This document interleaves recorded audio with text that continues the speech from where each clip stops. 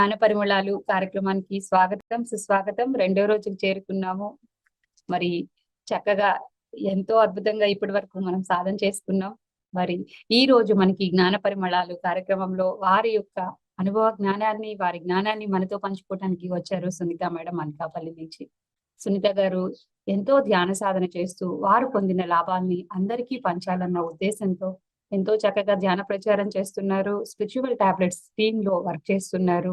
మరి శ్రీ పార్వతీ పిరమిడ్ కి ఇన్ఛార్జ్ గా ఉంటూ వన్ డే వర్క్ షాపులు కానివ్వండి, ఎంత అద్భుతంగా సేవలు అందిస్తూ ఉన్నారు.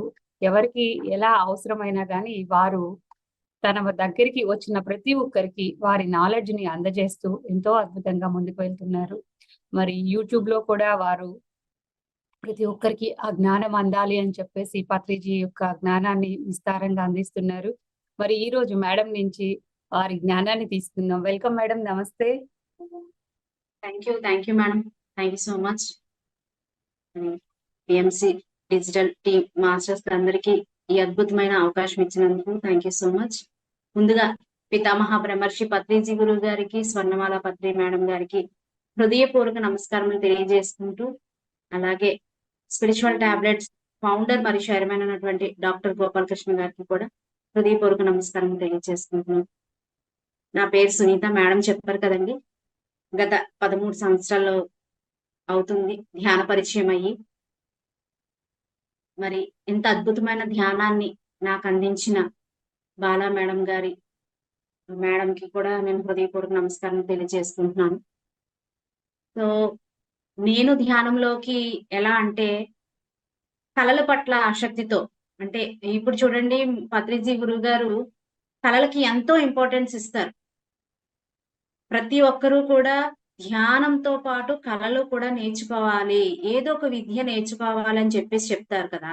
అలాగే నేను కూడా ధ్యానము అంటే ఎన్నోసార్లు విన్నా, అటువైపు చూసినా, అప్పటి వరకు వెళ్ళలేని ఈ శరీరం కావచ్చు, ఈ ఆత్మ కావచ్చు, దాని వైపు చూసినా కూడా అది ఏంటో అనుకునే నేను, అంటే ఒక్కొక్కరికి ఒక్కొక్క విధంగా కనెక్ట్ అవుతూ ఉంటది. అన్ని విధాలుగా మనకి ఎన్నో విధాలుగా చెప్తూ ఉన్నారనమాట. అంటే ధ్యానము పరిచయం చేయడానికి ఎన్నో విధాలుగా మనము ప్రయత్నించవచ్చు. ఇప్పుడు చాలా సింపుల్ గా ప్రజల దగ్గరికే పాలన అన్నట్లాగా వాళ్ళకి ఏ విధంగా మనం చెప్పగలము, వాళ్ళు ఏ విధంగా మనము మోటివేట్ చేయగలము అన్న విషయాన్ని ఇప్పుడు పిల్లల దగ్గర నుంచి పెద్దవాళ్ళ వరకు ప్రతి ఒక్కరికి కూడా ధ్యానము అంటే అవగాహన ఉంది. అక్కడ మళ్ళా దాని నుంచి కొన్ని, అసలు మెడిటేషన్ అంటే చాలా వరకు ప్రశాంతత అని నేను కూడా అలాగే అనుకునేదాన్ని. ధ్యానం అంటే ప్రశాంతత, మరి అంతకు మించి ఉన్నది అని చెప్పేసి తర్వాత తెలుసుకోవడం జరిగింది. మరి ఆ విధంగా కళల పట్ల ఆసక్తితో ఒక సెంటర్ లో కళలు నేర్పించడము, ప్రతి సెంటర్ లో అది చాలా ఇంపార్టెంట్ అండి. ఆ కళల ద్వారా చాలా మంది అట్రాక్ట్ అయ్యి దాని ద్వారా ధ్యానానికి కనెక్ట్ అవుతూ ఉంటారు. అందులో నేను ఒక వ్యక్తిని. అక్కడ బాలా మేడం సెంటర్ లో ఒక కోలాటం అనే ఒక కళని నేర్పించడం ద్వారా ఆ కళ కోసం వెళ్ళి చక్కగా ధ్యానానికి తెలుసుకొని, పిరమిడ్ మెడిటేషన్ గురించి తెలుసుకొని ఎంతో అద్భుతంగా, అంటే 40 days లోనే నేను వెళ్ళిన కొత్తలోనే అనమాట. 40 మాస్టర్స్ 40 క్లాసెస్ అన్నవి ఇప్పుడు ఈ రోజు మనం ఎలాగైతే మనకి ఇక్కడ ప్రతి రోజు అన్నట్లుగా చెప్తున్నారో పరిమళాలు, అంటే ఆ పరిమళం ఎలా ఉంటుందండి, ఆ స్మెల్ మొత్తం అంతా అక్కడ తను ఆ వాసన పొందుతూ మొత్తం అంతా విరజిల్లుతూ ఉంటుంది. అంతే కదా. పరిమళం అంటే ఆ స్మెల్ ఏమవుతుంది, అక్కడే ఆ స్పాట్ లోనే ఉండడమే కాదు, మొత్తం అంతా వెదజల్లుతుంది. ఎలాగైతే ఒక సెంటు కావచ్చు, ఉదత్తులు కావచ్చు, అగరబత్తులు ఎలిగించామంటే అది అక్కడ ఆగిపోదండి, అలా ప్రయాణిస్తూ ఉంటది. అలాగా ఈ రోజు పరిమళం అంటే మన ధ్యానము యావత్ ప్రపంచము ధ్యాన జగత్గా, శాకాహార జగత్గా, పిరమిడ్ జగత్గా అవ్వాలని ఎంతో మంది మాస్టర్స్ అందరూ కూడా ఎంతో మంది వాళ్ళ వంతు వాళ్ళు సర్వీస్, అంటే ఆధ్యాత్మిక శాస్త్ర సేవ చేస్తూనే ఉన్నారు. అందులో నేను కూడా ఒక వ్యక్తిగా ఉండడం నేను నిజంగా భాగ్యం చేసుకున్నానని చెప్పాలి. ఎందుకంటే ఎప్పుడైతే ధ్యానంలోకి రావడం మొదలు పెట్టానో అప్పుడే నాకు ఒకటి ఆహార నియమం అన్నది చెప్తూనే ఉన్నారు, కానీ అది వింటూనే అది అక్కడొక్కటే నాకు ఏంటి ఆహార నియమాల్లో ఈ శాకాహారం గురించి చెప్తున్నప్పుడు కొంచెం డౌట్ వచ్చేది. ధ్యానానికి దీనికి ఏం సంబంధం అబ్బా? ఏంటి ఇలా చెప్తున్నారా? అదొక్కటి లేకపోతే బావుండు కదా! అనుకునేదాన్ననమాట. ఎందుకంటే ధ్యానం బావుంది. చక్కగా కళ్ళు మూసుకోవడం, శ్వాసను గమనించడం. అసలు శ్వాసనే ఎందుకు గమనించాలి? అని ఇలాంటి క్వెషన్స్ చాలా క్వెషన్స్ అన్నమాట. అవన్నీ వచ్చిన గురువులు ప్రతి ఒక్కరు చెప్పడం, ప్రతి ఒక్క మాస్టర్ గురించి అంటే అప్పుడు గురువు యొక్క చరిత్రల గురించి చెప్పేవారు. ఒక్కొక్కరు ఒక్కొక్క బుక్ అన్నమాట. అప్పుడు స్టార్టింగ్ లోనే నా 40 డేస్ కంప్లీట్ అవుతూనే 40 బుక్స్ తాలూకా నాలెడ్జ్‌ని అక్కడ ప్రతి ఒక్క మాస్టర్ చెప్పడం జరిగింది. సో, ఈ విధంగా ఒక పక్క సాధన చేస్తూ, ఒక పక్క ఈ నాలెడ్జ్ తీసుకుంటూ, ఎంతో అద్భుతంగా ముందుకు వెళ్తూ, మేడంతో పాటు ప్రయాణం చేస్తూ ఆహ్, ఇంటింటా ధ్యానాలు కావచ్చు. అప్పట్లోనే నాకు మాట్లాడడానికి చాలా మొహమాటం. కానీ వర్క్ చేయడంలో మాత్రం చాలా పర్ఫెక్ట్‌గా ఏం చెప్తే అదే. మేమెక్కువగా బాల మేడంని ఆహ్, బాల ఆంటీ, బాలమ్మ అని చెప్పేసి అంటూ ఉంటాం అన్నమాట. ఏం చెప్తే ఆ వర్కు. అంటే అంత డెడికేటెడ్‌గా చేయడం వల్ల మేడం కూడా కొన్ని కొన్ని వర్క్స్ అప్పచెప్పడము, 40 డేస్ నిరంతరంగా శాకాహార ర్యాలీ. అది దగ్గరుండి చూసుకోమని చెప్పడము. 41 రోజులు కూడా ఎప్పుడు కూడా మనము మెయిన్ రోడ్స్‌లోని వీటిల్లో చేస్తూ ఉంటాము. మేడంకి ఒక అద్భుతమైన ఆలోచన అన్నమాట. ర్యాలీస్ ఎప్పుడు కూడా మనం మెయిన్ రోడ్స్‌లో చేసుకొని వెళ్ళిపోతాము. కానీ సందు సందుకు వెళ్లి పాంప్లెట్స్ వెయ్యాలి. ప్రతి ఇంటింటికి ధ్యానం అనే పాంప్లెట్ వెళ్ళాలి అన్న అద్భుతమైన ఆలోచనతో ఏం చేశామంటే, అక్కడ అనకాపల్లి టీమ్ మాస్టర్స్ అందరం కూడా ఎక్కువగా లేడీస్ అండి. ఎక్కువ లేడీసే ఉంటారు. నిజంగా ఆ టీమ్‌కి చాలా అంటే ఏ సమయమైనా అమ్మ ఇలాగా చిన్న కబురు పెడితే చాలు అందరూ దాదాపు ఒక 20, 25 మెంబర్స్ ఉంటారండి. వంట చెయ్యాలా? వంటకి చలో అంటారు. ఆ! ఎక్కడికైనా వెళ్లి ఏదైనా ర్యాలీ చేయాలా? ఓకే అంటారు. అంటే ఏది కూడా మేము అంటే ఏ ఎక్స్‌ప్లనేషన్ ఉండదు. అమ్మ చెప్పాలి. అందరూ కూడా చక్కగా బయలుదేరేస్తారనమాట. ఈరోజు 11 రోజులు క్లాస్ పలానా దగ్గర పెట్టాము. అందరూ రెడీయా అంటే రెడీ. 2 ఆటోలు పట్టుకొని వెళ్ళిపోవడమే. అనకాపల్లి టీము అలా అంత అద్భుతంగా వర్క్ చేస్తూ ఉండేదనమాట. ఆ టైంలో 41 డేస్ వీధి వీధుల్లో, సందు సందుల్లో ఒక 2, 3 వీధులు పెట్టుకునేవాళ్ళం. స్ట్రీట్స్ పెట్టుకునేవాళ్ళం. పెట్టుకొని ఒక 1 ½ అవర్, 2 అవర్స్ వరకు ప్రచారం చేసుకొని మళ్ళీ వెళ్ళిపోయాం. అంటే నూకాలమ్మ టెంపుల్ చాలా ఫేమస్ టెంపుల్ అండి అనకాపల్లిలో. ఆ టెంపుల్‌లో ఒక గంట ధ్యానం చేసి, ఇలా గంటన్నర, 2 అవర్స్ వరకు ప్రచారం చేసుకొని ఎవరికక్కడ డిస్పర్స్ అయిపోయేవాళ్ళమాట. అలా ఈ విధంగా అక్కడ సర్వీస్‌తో పాటు అలా కొన్ని రోజులు ఎలాగైతే ఒక శిష్యుడు ఫర్ ఎగ్జాంపుల్ ఒక యోగి ఆత్మకథలో అంటే అడుగడుగున గురువులు మనకి చెప్తూ ఉంటారు. ప్రతి ఒక్క ఈ చరాచర సృష్టిలో అందరూ గురువులే. మన పత్రిజీ గురువు గారు చెప్తూ ఉంటారు. అంటే గురువు అనేవారు ఇక్కడ ఒక మనిషి రూపంలోనే కావచ్చు, ఒక పుస్తకం రూపంలోనే కావచ్చు, ఒక వస్తువు రూపంలోనే కావచ్చు, ఒక జంతువు రూపంలోనే కావచ్చు. మనకి ప్రత్యేకంగా వీళ్ళు అంటూ ఉండరు. మనకు ఆ టైంకి మనకు చెప్పేవాళ్ళు ప్రతి ఒక్కరు చిన్న, పెద్ద ప్రతి ఒక్కరు కూడా మనకి గురువులే. అదే విధంగా నాకు వెళ్ళిన చోటల్లా ఒక ఇల్లు కావచ్చండి, ఒక సంఘం కావచ్చు, మన మన పిరమిడ్ మాస్టర్స్ కావచ్చు. ఇలా ప్రతి ఒక్కరిని కూడా నేను అక్కడ బాలమ్మ దగ్గర ఒక 2 ఇయర్స్ అద్భుతంగా అక్కడ నాలెడ్జ్ నేర్చుకొని, ప్రతి ఒక్కరిని గమనిస్తూ, అందులో ఉన్న క్వాలిటీస్ నాకేం కావాలో అవి తీసుకుంటూ, నెక్స్ట్ జర్నీ మళ్ళీ దాని నుంచి మళ్ళీ ఇంకొక అద్భుతమైన పిరమిడ్ రావడం జరిగింది అనకాపల్లిలో. అది Chandrasekhara Mahaswami pyramid. Sujatha madam. Sujatha madam కూడా సేమ్. అక్కడ కూడా అంత అద్భుతంగా మేడం తాలూకా అంటే ఒక స్కూల్‌కి వెళ్ళేటప్పుడు ఆహ్, ఏ ఏ విధంగా చెప్తే మనం పిల్లలకి చెప్పగలుగుతాము. ఏ విధంగా వాళ్ళని ఆకట్టుకొని అంటే నార్మల్‌గా చెప్పేస్తే పిల్లలు అంత బేగా రిసీవ్ చేసుకోరు. వాళ్ళకి ఏ విధంగా చెప్పాలి అంత ట్రైనింగ్ చేసి మమ్మల్ని ఇంకా అద్భుతంగా తీర్చిదిద్దిన సుజాత మేడంకి కూడా నా కృతజ్ఞతలు తెలియజేసుకుంటున్నాను. సో, ఈ విధంగా నా నా యొక్క ఆహ్, ధ్యాన జీవితంలో నా ప్రయాణంలో రోజు అలా అలా ప్రతి సంవత్సరం ప్రతిసారి ఇలా రోజు కంటిన్యూ అవుతూ ఎప్పటికప్పుడు ప్రతి ఒక్కరిది దగ్గర కూడా నేర్చుకుంటూ నేర్చుకున్నప్పుడు ఆ గురించి నాకు తెలిసినంత వరకు ఇతరులతో పంచుకుంటూ నా యొక్క జీవన విధానం ఇలాగా నా యొక్క జర్నీ అన్నది సాగుతుందండి ఆధ్యాత్మిక ప్రయాణం. ఈ ప్రయాణంలో ఉండగా ఫస్ట్ నాకు ధ్యానం ద్వారా అద్భుతమైన సంపూర్ణ ఆరోగ్యాన్ని అయితే పొందగలిగాను. అంటే ఎప్పుడైతే ఈ తలనొప్పులు ఇవన్నీ ఉన్నాయో అవి చాలా ఈజీగా సునాయాసంగా చాలా మైగ్రేన్ హెడేక్ అండి. ప్రతిరోజు విపరీతమైన హెడేక్ వచ్చేది. అది సింపుల్‌గా ధ్యానంతోనే కొన్ని రోజులతోనే తగ్గించుకోవడం జరిగింది. అలాగే థైరాయిడ్‌ని కూడా చాలా చక్కగా తగ్గించుకోవడం జరిగింది.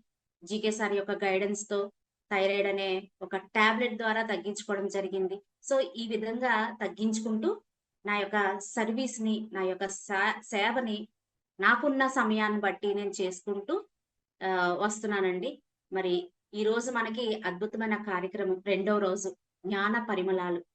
ఈరోజు ఈ పరిమళాల్లో ప్రతి ఒక్కరూ కూడా అంటే ఒక మాధవుడుగా ఎదగాలంటే ఎన్నో అంటే ఒక సీతాకోకం తీసుకుందామండి. సీతాకోక చిలుక మన ప్రతి ఒక్కరు కూడా గొంగళపురం ఈ ఒక మామూలు సాధారణ వ్యక్తులు ఏం చేస్తారు? గొంగళపురం చూడగానే గొంగళ పురుగు అంటారు. కానీ ఒక జ్ఞాని మాత్రమే అందులో దాగి ఉన్న సీతాకోక చిలుకని చూడగలడు. అంతే కదా! మనకి ఒక వ్యక్తిని చూడగానే అందుకే పత్రి సార్ చెప్తూ ఉంటారు. No comment, no complaint, no judgement అని చెప్తారు. అంటే ప్రతి ఒక్కరిలోని ఒక అద్భుతమైన టాలెంట్ ఏదో ఒకటి అందరూ భగవంతుడితో అంటే ప్రతి ఒక్కరిలోని భగవంతుడిని చూడాలి అనే తత్వాన్ని ఎంత అద్భుతంగా తెలియచేశారు. మరి ఒక మనిషి ఒక మానవుడు మాధవుడుగా ఎదగాలి అంటే మరి గొంగళ పురుగు నుంచి ఒక సీతాకోకగా చిలకగా మారిందంటే అవి ఎంత అంటే ఎన్ని పొజిషన్స్ మారి ఆ ప్లేస్‌కొచ్చి ఉంటుంది. ఆ సీతాకోక చిలుకగా మారి ఉంటుంది. మరి అలాగే ఒక మనిషి గూడా కోరి కష్టాలు అంటే ఇష్టపూర్వకంగా కష్టాలనేవి ఖచ్చితంగా అంటే మంచి కష్టాలు. ఆ కష్టాల్ని ఎదుర్కోవాలి. ఇష్టంగా ఎదుర్కోవాలి. ఇప్పుడు ధ్యానం చెయ్యాలి అంటే ఖచ్చితంగా కళ్ళు మూసుకొని సాధన చెయ్యాలి. మరి అలా అటు ఇటు తిరుగుతున్న వ్యక్తుల్ని ఒక గంట కళ్ళు మూసుకొని కూర్చోమంటే అది చాలా కష్టంగా ఉంటది. మరి కష్టపడితేనే కదా! కష్టే ఫలి. మరి కష్టపడకుంటే ఏది ఊరికనే రాదు. మరి అదే విధంగా కోరి కష్టాలు తెచ్చుకోవాలి. ఈరోజు మనం చూస్తున్న మన యొక్క ప్రపంచంలో కావచ్చు, మనం ఉన్న ఈ భూమి మీద ప్రతి ఒక్క దేవతామూర్తులు కూడా మానవ రూపంలో ఉండి ఎన్నో కష్టాలు, ఎన్నో వాళ్ళు అనుభవించి ఈరోజు ఆరాధించబడుతున్నారు అంటే, వారు ఎన్ని కష్టాలు అనుభవించారో మనము ఎన్నో చరిత్రల్లో చదివాము, వింటూనే ఉన్నాం. మరి ఫర్ ఎగ్జాంపుల్ శ్రీరామచంద్రమూర్తి, సీతాదేవిని తీసుకుంటే గనక మరి తండ్రి మాట జవదాటకుండా 14 సంవత్సరాలు అరణ్యవాసం చేయమన్నప్పుడు నేనెందుకు చెయ్యాలి అని అనలేదు శ్రీరామచంద్రమూర్తి. ఎందుకంటే తను తన తండ్రి మాటకిచ్చిన గౌరవం అంటే మీరిచ్చారు మాట. దానికి నేనెందుకు వెళ్ళాలి అని అనుంటే రామాయణం వేరేగా ఉండేది. అలా కాకుండా తండ్రి మాట జవదాటకుండా తను అక్కడ కోరి తెచ్చుకున్నారు కదా! తను ఇష్టపూర్వకంగా కష్టాలను ఎదుర్కోవడానికి అడుగు వెళ్లారు. మరి అదే బాటలో సీతమ్మ తల్లి. మరి సీతమ్మ తల్లి కూడా మీరు వెళ్ళండి అంటే రాముడు చెప్తూ ఉంటారు. నువ్వెందుకు రావడం అంటే నేను మీ వెంటే వస్తాను. అంటే భర్త మీ తర్వాతే మీ వెనకాతలే నేను కూడా వస్తానని చెప్పిందే తప్ప ఆహ్, ఆ యొక్క కంఫర్ట్ జోన్ ఏదైతే ఉందో ఆ పరుపులు, ఆ పట్టు వస్త్రాలు, ధనము, పంచభక్ష పరమాన్నాలు ఇవన్నీ వదులుకొని భర్త వెంట వెళ్ళడానికే చూసిందే తప్ప తను కూడా అవన్నీ కావాలని కోరుకోకుండా కోరి కష్టాలు తెచ్చుకున్నది కాబట్టి ఎన్నో ఆ కష్టాలను ఫేస్ చేసింది కాబట్టి ఈరోజు ప్రతి ఒక్కరి దగ్గర నుంచి పూజలు అందుకుంటున్నారు. ప్రతి వీధికి రామాలయం ఉంటుంది. ప్రతి గ్రామాల్లో చూస్తే గనక ప్రతి వీధిలో ఒక దేవాలయం ఉంటుంది. మరి అలాంటి మానవులు అంటే ఒక మనిషిగా జన్మ తీసుకొని అంటే కారణ జన్మలే కావచ్చు. కానీ వారి వారు బ్రతికిన విధానం ఎంత అద్భుతమైన విధానమో. మరి ఆ విధంగా మనం ఎప్పుడైతే జీవిస్తూ ఉంటామో, కావాలని వచ్చిన ప్రతి బాధని అంటే బాధలు లేకపోతే భవిష్యత్తు లేదు అని చెప్తూ ఉంటారు. మరి అలాంటి బాధలన్నిటిని కూడా మనము నాకే వచ్చింది కష్టం. నాకే ఈ బాధొచ్చింది. ఏంటి ఈ కర్మ అని అనుకునే బదులు అద్భుతంగా ఇవి స్వీకరించి, ఇవి నన్ను ప్రతీదీ కూడా నన్ను తీర్చిదిద్దడానికే వచ్చాయి. నాకేదో నేర్పించడానికే వచ్చాయి. ఫస్ట్ ఆఫ్ ఆల్ నాకు థైరాయిడ్ వచ్చినప్పుడు నేను అలాగే అనుకున్నానండి. ఈ థైరాయిడ్ అనే భగవంతుడు నా దగ్గరికి వచ్చాడు అంటే ఖచ్చితంగా నాకేదో నేర్పించడానికే వచ్చాడు. చక్కగా వాక్క్షేత్రాన్ని నేర్చుకోవడం జరిగింది. ఏది కూడా అణిచిపెట్టుకోకుండా, నా లోపల ఏమి దాచుకోకుండా చక్కగా మాట్లాడే, ప్రేమగా మాట్లాడే తత్వం వచ్చింది. సో, మరి ఈ విధంగా నా వంతు ఎన్నో విషయాలు నేర్చుకున్నాను. నాలో ఉన్న గుణాల్ని చాలా క్వాలిటీస్‌ని నేర్చుకోవడం జరిగింది. ధ్యానం చేస్తే అద్భుతమైన శక్తిని తీసుకుంటాం. జ్ఞానం తెలిస్తే దాన్ని ఆచరిస్తామనమాట. సో, ఇంత అద్భుతమైన అంటే వడ్డించిన విస్తరులాగా మనకి పత్రిజీ గురువు గారు, ఇలా ఎంతో మంది గురువులు డాక్టర్ జీకే గారు కావచ్చు, ఇంకా ఎంతెంతో మాస్టర్స్ వాళ్ళ యొక్క రచించిన వాళ్ళు అందించిన పుస్తకాల రూపంలో ఎన్నో మనకి వడ్డించిన విస్తరులాగా ఎంతో మ్యాటర్ మనకి అందించి ఉంది. ఆ జ్ఞానము గుప్త నిధుల్లాగా మనకు అందించి ఉంది. సో, మరి అలాగే ఒక ఫర్ ఎగ్జాంపుల్ కొన్ని తీసుకుంటే గనక రాయి ఒక 2 రాళ్ళు సంభాషణ అన్నమాట.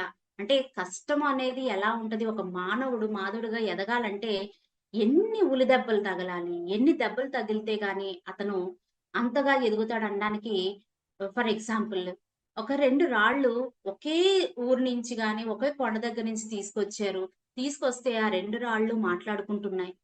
చూడు నీకంట నిన్ను చెక్కుతారంట. నీకు ఎన్నో వందల, వేలు, లక్షల ఉ ఆహ్, ఉలి దెబ్బలతో కొట్టి నిన్ను కొడతారట. నన్ను మాత్రం శుభ్రం చేసి అలా పెడతారట.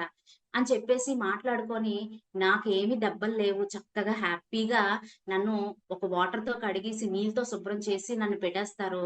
నువ్వు మాత్రం ఏంటో ఇద్దరమే ఒకేలాగొచ్చాము. కానీ నీకు మాత్రం ఎన్నో దెబ్బలు పడుతున్నాయి అని చెప్పేసంటే, సరే అని చెప్పేసి ఆ ఉలి దెబ్బలు తిన్న రాయి కూడా సరే ఏం ఎదురు చెప్పకుండా, ఏం మాట్లాడకుండా, సరే నన్ను తీసుకొచ్చిన ఎవరైతే ఉన్నారో ఆ శిల్పి తన ఇష్ట ప్రకారమే చేయని అని చెప్పేసి కామ్‌గా ఉంది. కొన్ని రోజులు, కొన్ని నెలలు పోయిన తర్వాత మళ్ళీ అదే రాయిలు 2 మాట్లాడుకుంటున్నాయి. ఈ ఏదైతే సాఫ్ చేసి కడిగిన రాయి మెట్టు రూపంగా పెట్టారు. ఆ మెట్టు ఆ లోపల ఉన్న అందరి చేత పూజింపబడి, పంచభక్ష పరమాన్నాలు ప్రసాదాలుగా పెట్టి, అక్కడే కూర్చొని భజనలు, ధూప నైవేద్యాలు పెట్టిన అక్కడ ఆ విగ్రహంని అడుగుతుందన్నమాట. ఆ శిలని అడుగుతుంది. ఇదేంటి ఇద్దరమే ఒకసారి వచ్చాం కదా! నాకెక్కువ దెబ్బలే పడలేదు. నేనిలాగా మే నన్నందరూ తొక్కుకొని వెళ్తున్నారు. నిన్ను మాత్రం ప్రతి ఒక్కరు పొగుడుతున్నారు, దండాలు పెడుతున్నారు. అక్కడ నీ దగ్గర కూర్చుంటున్నారు. నీకు అన్ని నైవేద్యాలు పెడుతున్నారు. నిన్నంత చూసుకుంటున్నాను. నన్నేమి అందరూ తొక్కుకొని, తన్నుకొని రకరకాలుగా చేస్తూ వెళ్తున్నారు. నేనేం చేశాను? నువ్వేం చేశావు? అని చెప్పేసి ఈ రాయి ఆ రాయినడుగుతుంది. అడిగితే అప్పుడు ఆ రాయి చెప్తుంది. "నువ్వు మొదట్లో ఏమని చెప్పావు? నేను తప్పించుకున్నానబ్బా! నన్ను చక్కగా నీళ్ళతో కడిగి నన్నిక్కడ పెట్టారు. చక్కగా నన్ను శుభ్రం చేసి పెట్టారు. నీకు మాత్రం దెబ్బలు తప్పవట. నువ్వు కొట్టించుకో" అని చెప్పింది. చెప్పినప్పుడు అదే దెబ్బలు ఎంత ఓర్పుగా, ఎంత సహనంగా నేను ఆ టైంలో ఉండబట్టి, అవన్నీ స్వీకరించబట్టి, వాళ్ళెలా చెక్కుతున్నారో, ఎన్ని ఎన్ని సార్లు నన్ను కొట్టారో, అవన్నీ కూడా చాలా ఓర్పుగా, సహనంగా అవన్నీ స్వీకరిస్తూ, అవన్నీ ఆ రోజు నేను అనుభవించాను గాబట్టే, ఈ రోజు ప్రజల దగ్గర నేను పాలించబడుతున్నాను. వాళ్ళందరూ నా దగ్గరకు వస్తున్నారు అని చెప్పేసి ఆ శిల చెప్తుందనమాట. అంటే ఫ్రెండ్స్ మనం అనుకుంటాము, కష్టాలు అవి ఎప్పటికీ ఒకలాగే ఉండవు. వాటిల్ని ఎదుర్కొని, వాటిల నుంచి ఎలా బయటపడాలి అన్న అద్భుతమైన ఆత్మ జ్ఞానాన్ని మన గురువులు మనకు అందించారు. అవన్నీ తెలుసుకొని అవి నాకే ఎందుకొచ్చాయి అని అనుకోకుండా ఆధ్యాత్మిక శాస్త్రం, ఆత్మ శాస్త్రాన్ని తెలుసుకుంటే చాలా సింపుల్. చాలా సింపుల్‌గా మనము వాటి నుంచి బయటపడొచ్చు. ఎలా అంటే మనకి ఆహ్, చెప్తూ ఉంటారు. ముఖ్యంగా మెయిన్ అరిషడ్ వర్గాలు. ఈ అరిషడ్ వర్గాల్లో కామ, క్రోధ, మోహ, మద మాత్సర్యాలు ఇవి మనిషిని చాలా వరకు అంటే ఎదగకుండా అంటే ఉన్నత స్థితి నుంచి ఉన్నతంగా ఎదగకుండా ఆపేవి ఈ అరిషడ్ వర్గాలు. ప్రతి ఒక్కరిలోనే ఉంటాయి. ఉండాలి కూడా. ఎందుకంటే అవి ఎలాగైతే మన శరీర భాగాల్లో ప్రతిదీ అంటే నర్వస్ సిస్టమ్ ఉంటుంది. ఇలాగ నాడులని, గుండె, హార్ట్ ఇలాగా కిడ్నీస్ ఎలాగైతే వాటి ప్లేసెస్‌లో అవి అవయవాలు ఎలాగున్నాయో, అరిషడ్ వర్గాలనే గుణాలు కూడా ప్రతి ఒక్కరికి ఉండాలి. ఎంత వరకు ఉండాలి? తగు మోతాదులో ఉండాలి. విపరీతమైన కోపం వచ్చిందనుకోండి, ఒక్కసారి ఎగిరిపోయి అరిచేసి కన్నా కోపం వచ్చింది ప్రదర్శించు. వెంటనే ఎలా ఉండాలి?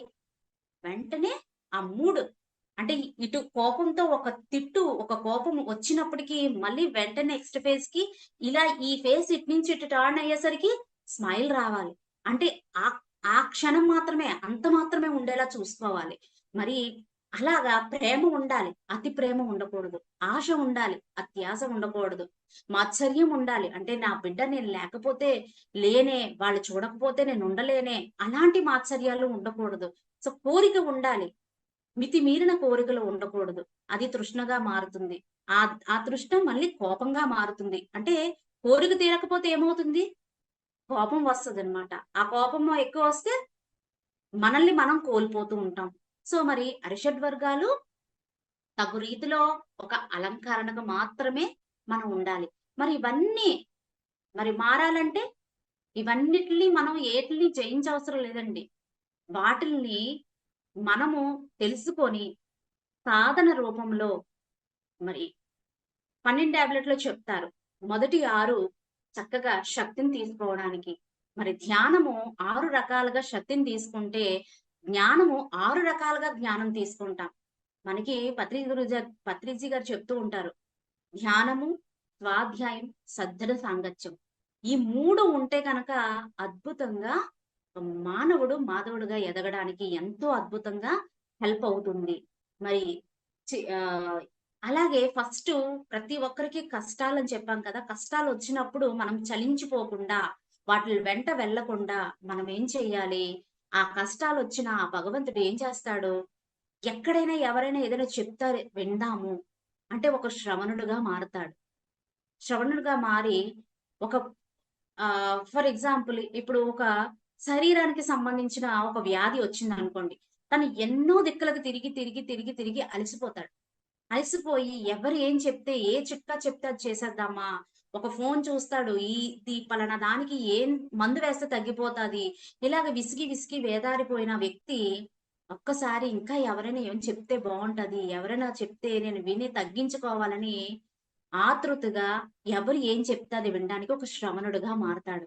మా మరి ఆ శ్రవణుడుగా మారిన వ్యక్తి ఎన్నో విషయాలు తెలుసుకుంటాడు. ఎలా తెలుసుకుంటాడు?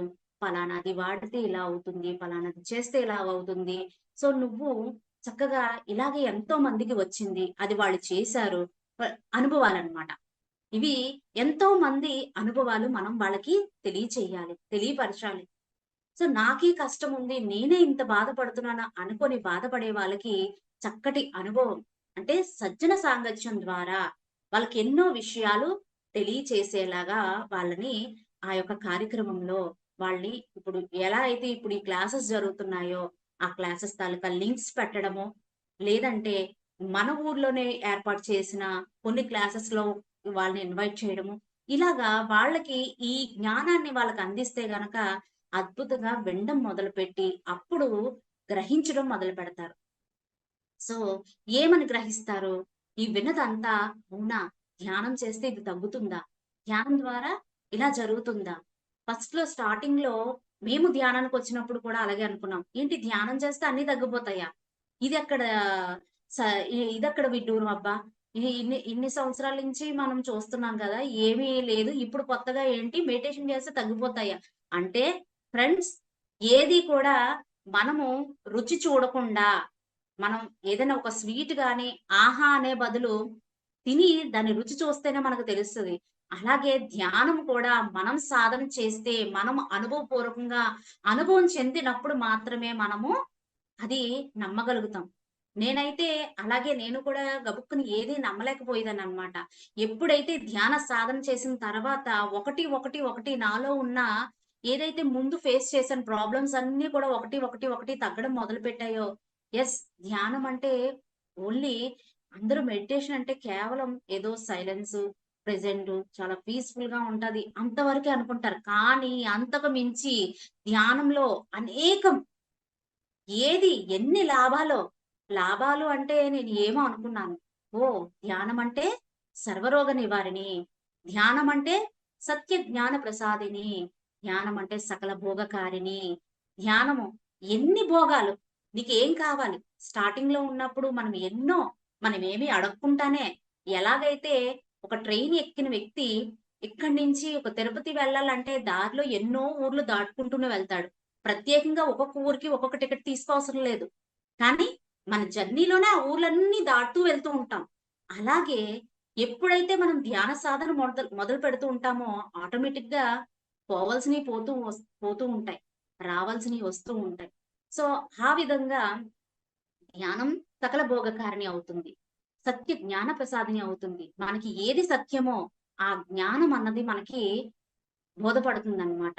సో ఈ విధంగా శ్రావణ నుంచి గ్రాహకుడిగా మారి ఓకే, నా వాస్తవానికి నేనే సృష్టికర్తనా, అంటే నా లైఫ్ నేను ఈ విధంగా డిజైన్ చేసుకున్నానా, ఓకే అని అర్థం చేసుకుంటాడు. గ్రహించి తర్వాత ఏం చేస్తాడు? ఎవరైతే తను చెప్పిన శ్రవణుడిగా విని ఫలానా నువ్వు చెయ్యు, ఫలానా ధ్యానం చెయ్యు, నీకు బాగుంటుంది, నువ్వు ధ్యానం చేస్తే నువ్వు ఏదైతే నువ్వు బాధపడుతున్నావో శారీరక సమస్య, మానసిక సమస్య, ఏ సమస్య కోసం అయితే నువ్వు బాధపడుతున్నావు అన్నీ తగ్గుతాయని విన్న ఆ వ్యక్తి గ్రహించిన తర్వాత సాధకుడుగా మారతాడు. సాధన చేస్తూ ఉంటాడు. గంటల గంటలు సాధన చేస్తాడు. సాధన చేయగా అద్భుతంగా ఎంతో సాధించి తన యొక్క చైతన్యాన్ని విస్తురుపరుచుకొని అప్పుడు తనకు అర్థమవుతుంది. ఏంటి అర్థమవుతుంది? తను ఏదైతే గతం కావచ్చు, లేదంటే తను ఈ భూమి మీద కొన్ని నేర్చుకోవడానికి వచ్చాడు కాబట్టే ఒక ఫ్యామిలీని ఎంచుకొని వచ్చాడు. చుట్టూ ఉన్న ప్రజల్ని ఎంచుకొని వచ్చాడు. సంఘాన్ని తయారు చేసుకున్నాడు. కొంతమందిని తన గ్రూప్‌గా చేసుకున్నాడు. ఇవన్నీ కూడా అవగతం అవుతూ ఉంటదన్నమాట తనకి. అవగతమైన తర్వాత సాధనలో ఎన్నో ఎక్కడ కావాల్సిన అక్కడే అంటే ఇక్కడ సాధనలో కూడా చాలా కష్టపడితేనేనండి. ఆ కష్టము ఎలాగా ఎక్కడ క్లాసులు ఇది వరకు ఇప్పుడు మనకు జూమ్స్ ఇవన్నీ వచ్చి చాలా ఈజీ అయిపోతుంది మన దగ్గర. ఇది అప్పట్లో మాస్టర్స్ ఎక్కడికి ఒక జ్ఞానం క్లాసు అంటే ఈ క్లాసెస్ వినాలంటే అనకాపల్లి నుంచి వైజాగ్ కావచ్చు ఎక్కడైనా అంటే దూరంగా వెళ్ళి అలాంటి వ్యక్తులందరూ కూడా నేర్చుకొని వాళ్ళు సాధన చేసి వచ్చారు. అంటే పిరమిడ్స్ చాలా దూరంగా ఉండేవి. మనకిప్పుడు ఎక్కడ ఏ ఊర్లో కావస్తే అక్కడ, ఎవరింటి పైన కావస్తే అక్కడ, ఎవరు ఇక్కడ ఇలా టీవీ అంటే ఫోన్ ఆన్ చేస్తే చాలు మన ఇంట్లో అనేకమైన క్లాసెస్ అంటే జూమ్ క్లాసెస్ కావచ్చు, పిఎంసి ఛానల్ ద్వారా రికార్డింగ్స్ కావచ్చు అన్ని మన ముందుకే వచ్చేస్తున్నాయి.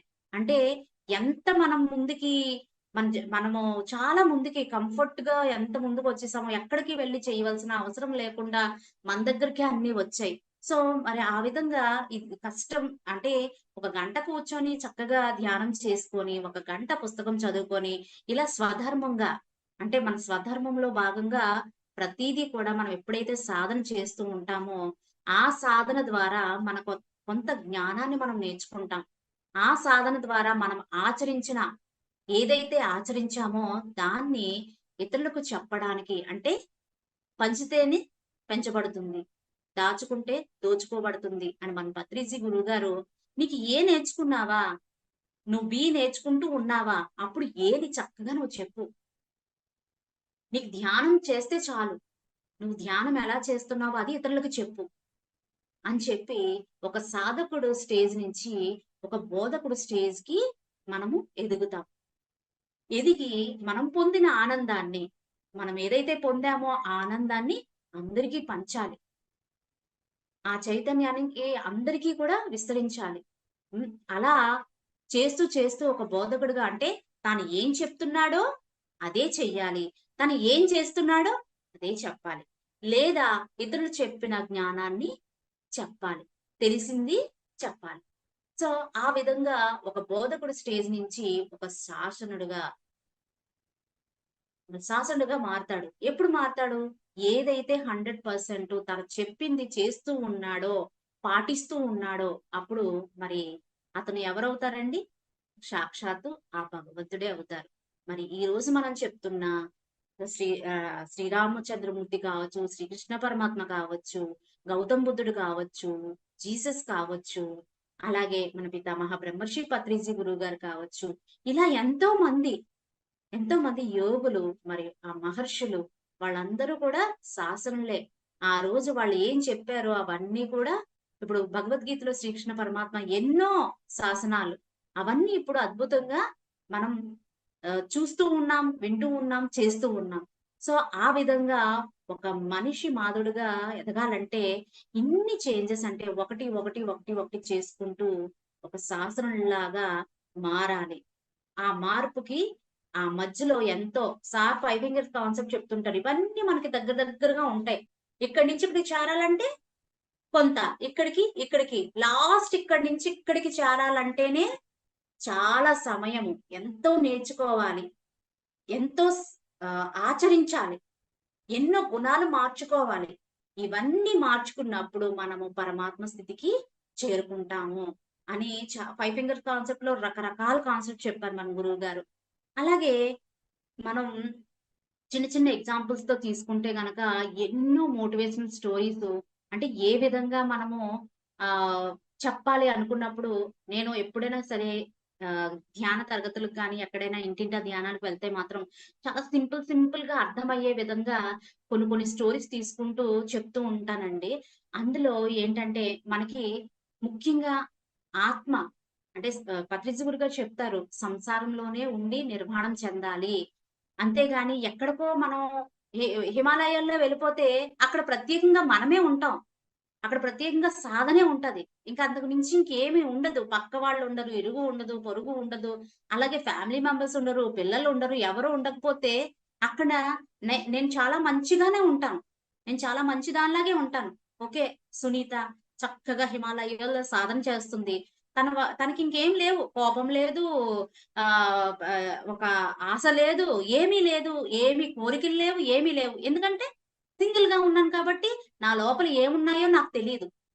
సో ఎప్పుడైతే సమాజంలో, సంఘంలో ఉంటామో మన లోపల ఇంకా ఏమి ఉన్నాయో అని వెతికి తీసేవారే మన ఉరి చుట్టూ ఉన్న మన ఇంట్లో మాస్టర్స్ కావచ్చు, అంటే మన కుటుంబ సభ్యులు కావచ్చు, మన ఇరుగు పొరుగు కావచ్చు, లేదంటే తోటి వారు కావచ్చు. వీళ్ళందరూ ఏంటంటే మనలో ఉన్న వ్యక్తిత్వాన్ని ఇంకా పరీక్షించే మాస్టర్స్ అన్నమాట. అంటే మన లోపాలని, ఇంకా మనం విపరీతమైన కోపం వస్తుందా, ఎస్ నువ్వు ఇంకా దాని మీద వర్క్ చేయాలి. నీకు ఇంకా ఏమైనా కోరికలు పుడుతున్నాయా, అంటే ఆకలు. ఇప్పుడు పలానా దగ్గరికి వెళ్ళాము, వాళ్ళు చాలా ఫ్రీగా అన్ని పంచిపెడుతున్నారు. పంచిపెడుతుంటే మన దగ్గరికి వచ్చేసరికి ఆ వస్తువు అయిపోయింది అనుకోండి, అబ్బా ఇంకొక నిమిషం ముందు వెళ్ళాను కాదు, ఫ్రీగా ఇచ్చారు, అది అందుకొని ఉండేదాన్ని, సో అనవసరంగా మిస్ అయిపోయాను అనే ఒక ఆశ. అంటే వెళ్ళాం కరెక్టే, ఊరికనే వచ్చింది అంటారు చూడండి, కోరి ఆ ఊరికనే వచ్చింది వద్దనకూడదు అని చెప్పేసి అంటారు. బలవంతంగా మనం తీసుకోకూడదు, కానీ ఊరికనే వచ్చింది ఎప్పుడు కూడా మనం తీసుకుంటూ ఉండాలి. అవి మనకు అవసరం అయితే. అక్కడ వెళ్ళిన వెంటనే అయ్యో చీ అలాగా ఇలాగా అనుకున్నాం అనుకోండి, మనలో ఏదో ఉంది, ఆశ అన్నది ఉంది. అలా కాకుండా ఓకే, ఓకే లీవ్ ఇట్, నా బదులు ఇంకొకరికి వెళ్ళింది, సో నేను ఆ ఒక్క నిమిషం లేట్ వెళ్ళడం వల్ల నా బదులు ఇంకొకరు తీసుకున్నారు అనుకుంటే అక్కడ ఆశ అనేది మనకి, ఒక కోరిక అనేది ఉండదన్నమాట. ఆ విధంగా మనం చెక్ చేసుకుంటూ ఉంటాం ఎప్పుడు, సమాజంలో మన ఫ్యామిలీతో ఉన్నప్పుడు. అదే హిమాలయాల్లో నేనుంటే నా లోపల ఉన్న గుణాలు నాకు తెలియదు కదా. అందుకే పత్రిసార్ అంటారు, సంసారంలో ఉంటేనే నిర్వాణం. మనకు అసలైన పాఠాలు ఎక్కడున్నాయి అంటే ఫ్యామిలీతోని, సంఘంతోని, ఇరుగు పొరుగుతోని, అందరితోని ఉంటుంది కదా. ఎలా అయితే ఒక గురువు, ఒక అతను చాలా ఎంత పేరున్న వ్యక్తి అంటే చాలా తపస్వి అన్నమాట. చాలా పెద్ద కొండపైన తను ఎప్పుడో ఎన్నో సంవత్సరాల నుంచి ధ్యాన సాధన చేస్తూ ఉన్నారు. అతన్ని ఒక రోజు ఒక టెంపుల్ ఓపెన్ చేయడానికి ఆ కొండ కింద ఉన్న ప్రజలందరూ ఇన్వైట్ చేశారనమాట. ఇన్వైట్ చేస్తే అతని పేరు చాలా వరకు అందరికీ తెలుసు. అతను ఒక పెద్ద స్వామీజీ, అతను చాలా పేరున్న వ్యక్తి అని చెప్పేసి. అతన్ని ఇన్వైట్ చేసేటప్పుడు తను ఆ కొండ నుంచి కిందకు దిగొస్తాడు కదా. దిగొచ్చినప్పుడు ఆ టెంపుల్ ని చూడడానికి వచ్చిన ప్రజలందరూ తండోపతండాలుగా ఉంటారు. ఉంటే ఇతను, ఈ గురువు అనే వ్యక్తి మధ్యలోకి వెళ్తుంటే అనుకోకుండా కొంతమంది గురువు యొక్క కాలు తొక్కడం జరుగుతుంది. కాలు తొక్కుతున్నప్పుడు విపరీతమైన కోపంతో వాళ్ళని చాలా మడా తిట్టేసి, వాళ్ళని కొట్టేసి, ఏంటి మీకు కళ్ళు కనిపించట్లేదా? అంత సాధన చేసిన నేను ఒక గురువుని వస్తున్నప్పుడు మీరు నాకు దారి ఇవ్వకుండా అలాగే నా కాళ్ళు కూడా తొక్కారు మీరు. అది ఎంత వరకు ఇది అని చెప్పేసి అని చెప్తుంటే వాళ్ళందరూ ఇలా చూసి, స్వామి తప్పైపోయింది స్వామి, మిమ్మల్ని చూసుకోలేదు స్వామి అని చెప్పేసి అంటూ ఉంటారనమాట. అనేసిన తర్వాత ఆ టెంపుల్ ఓపెన్ చేస్తారు. ఈ గురువు గారు వెళ్ళిపోయి కొండ మీదకి మళ్ళీ వెళ్ళి ఒక్కసారి ఏం జరిగిందన్నది చెక్ చేసుకుంటారు, చూస్తారనమాట. అవును, నేను అలా ప్రవర్తించాను, ఇంత సాధన చేశాను, అసలు ఎందుకు నాకు ఆ కోపం వచ్చింది అంటే నా లోపల, అంటే ఒక వ్యక్తితో ఉన్నప్పుడే, ఒక సమాజంతో ఉన్నప్పుడే మన లోపలవన్నీ బయటపడతాయి అనడానికి ఇది ఒక ఆ చిన్న ఎగ్జాంపుల్ అండి. సో అందుకే ఫస్ట్ మనము ఎప్పుడైతే మన గుణాలు మనం సరి చేసుకుంటామో, మనలో ఉన్న అరిషడ్ వర్గాలని మనం సరి చేసుకుంటామో, అప్పుడు ఒక భగవంతుడుగా మనలో ఉన్న భగవత్ తత్వం బయటకు వస్తుందన్నమాట. సో మరి అలాగే ఎలా అయితే ఒక ఒక చిన్న నేను అయితే కొన్ని స్టోరీస్ అయితే ఈ రోజు మీతో పంచుకుందాం అనుకుంటున్నానండి.